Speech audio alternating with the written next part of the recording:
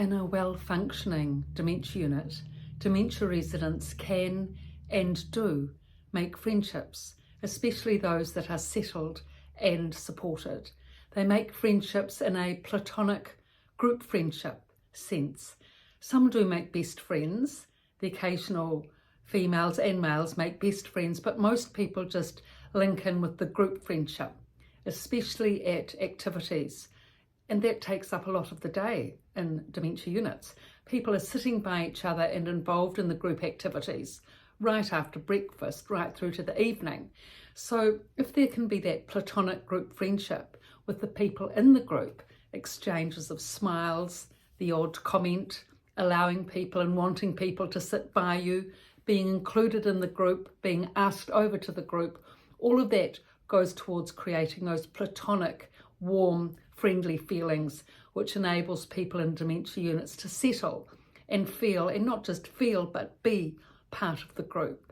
It's very important, because if the dementia resident can't link in with the group and get that group friendship, or link in with another person and get that one-on-one friendship, it can be very isolating. Not just isolating, but also the person can often then escalate up into anxiety and fall back into depression and all the problems that go with that. And so that's why it's important to be able to support the person as much as one can and enable them to settle with all the facilities we've talked about in these videos, with the lovely warm room and them being able to find their identifiable room with door identification and all the things around them that are familiar, so they can be orientated and having a nice life in their room, and then out in the activities in the main lounge, that they're supported with that. And as a relative, going along to the activities with your family member now and then, just so that they can get the confidence to link in with the group.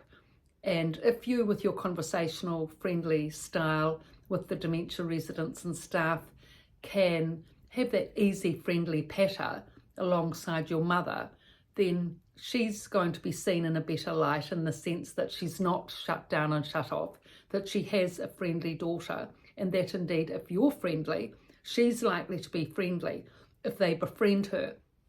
So there's lots of pluses for relatives coming to activities with their parent and joining in, just so that it just normalizes and the whole arrangement, and makes your parent feel at home and at ease with the situation. It's very difficult for elderly people to make new friends and to go into such facilities as a dementia unit.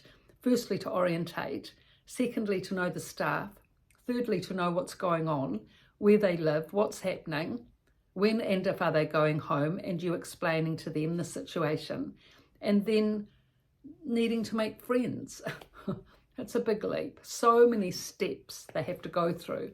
So that's why they need our support every step of the way. But if they can get to that point where they can enjoy the activities, or at least go to the activities, then hopefully get to the point of enjoying, partaking, being part of, automatically then the good thing about the activities is they will start to make friends, at least in a group friendship sense, and that is often enough.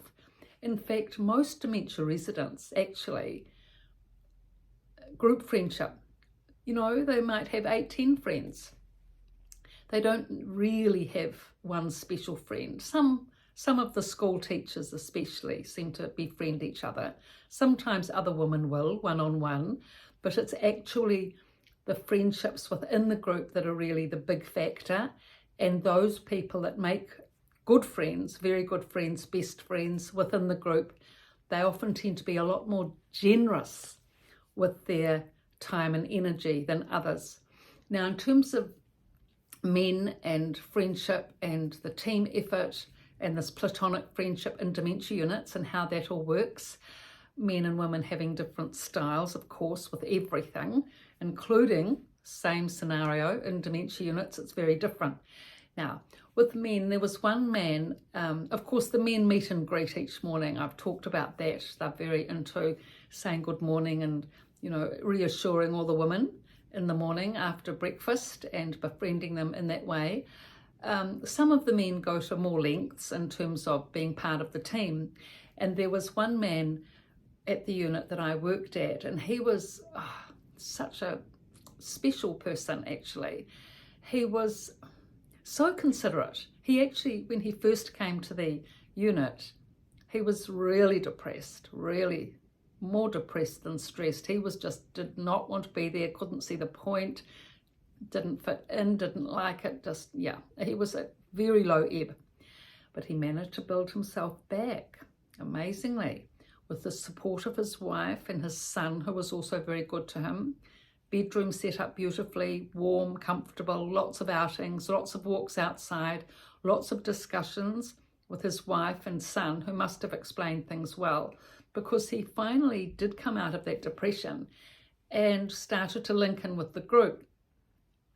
And one of the first times that I actually noticed his inclusiveness in the group and his commitment to the group was with this one exercise which he developed. So I'll explain that to you now, which is a really interesting exercise. Okay, so what happened at this particular time was that one of the dementia residents, female dementia residents, was very escalated. She was one of the most anxious ladies in the unit and was always calling out. And this day she was particularly loud. And the dementia residents were having a hard time of it, tolerating, coping, and trying to keep, calm. Anyway, he sat down in the chair in front of the group, took my place, sat in front of the group, sat up straight. He's a tall man with lovely big shoulders, so he sat in the group and put his arms by his side, as if cross-legged, with his hands out like so, closed his eyes and said, Om. Now follow me, everybody. Om. Now follow me and take 3 deep breaths. So everyone followed, and breathe in and breathe out. And breathe in and breathe out. And third breath, breathe in and breathe out. And everyone, very good. So you did that well, everyone. Now this is what he said, now I'm going to perform an exercise for us all, and I want you all to follow. Now what you should do is to put your arm out like this and point your finger. So everyone put their arm out and point the finger. And then he said, now I want you to turn all around, right round. I want you to keep pointing the finger to all the people. And he turned round and he kept going all the way as far as he could, right round. Yeah.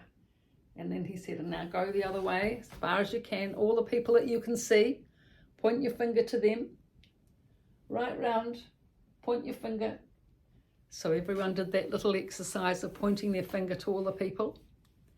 And then he said, now all those people that you have pointed your finger to, you need to respect them because they are part of the team and part of our family. Now, wasn't that amazing? He de-escalated the woman with Om and the 3 deep breaths, and then he gave them the solution of respecting each other, or the means to respect each other, and therefore that being the requirement to be part of the team and the dementia unit family. His wife said he'd never said before, or he'd never done any yoga practice of such. It was an exercise he purely made up on his own accord. Remarkable exercise, that wonderful man. So these 2 books, The Resident's Voice and The Resident's Rise, both from a dementia unit, both on Amazon, and my website, description below. Thank you for your support and friendship and comments. I really appreciate this, and please subscribe. Thank you.